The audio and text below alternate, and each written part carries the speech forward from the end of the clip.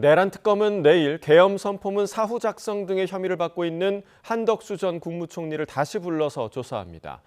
최상병 특검은 사건 기록 회수에 관여하는 등 수사 외압의 핵심으로 꼽히는 유재은 전 국방부 법무관리관을 소환했습니다. 현장에 취재기자 나가 있습니다. 신규혜 기자. 네, 내란 특검 사무실입니다. 네, 특검이 내일 한덕수 전 총리를 다시 소환한다고요? 네, 특검은 내일 오전 9시 반 한덕수 전 국무총리를 피의자 신분으로 다시 소환합니다. 지난달 2일 첫 소환 조사를 벌인 지 40여일 만입니다. 한 전 총리는 계엄 선포문의 사후 작성과 폐기 과정에 관여한 혐의를 받고 있습니다. 또 행정부의 2인자 위치에 있으면서도 계엄을 막지 못했다는 의혹은 물론 계엄 당일 추경호 전 국민의힘 원내대표와 통화하는 등 계엄 해제 방해에 관여했다는 의혹도 받고 있는데요.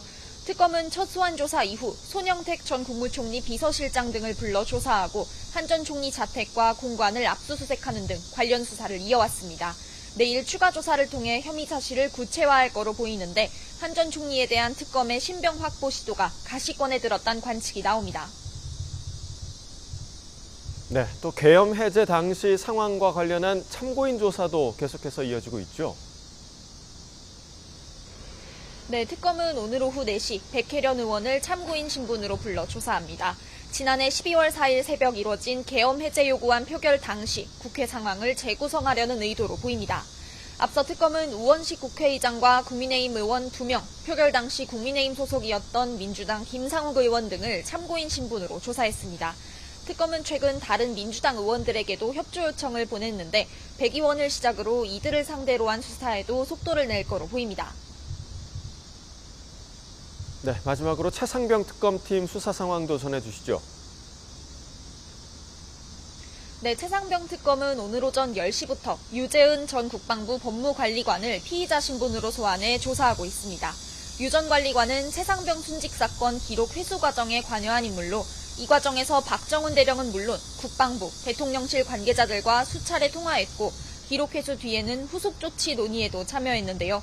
박 대령은 유 전 관리관이 자신과의 통화에서 혐의자와 내용 일부를 기록에서 제외하라는 사실상의 압력을 행사했다고 주장해왔습니다.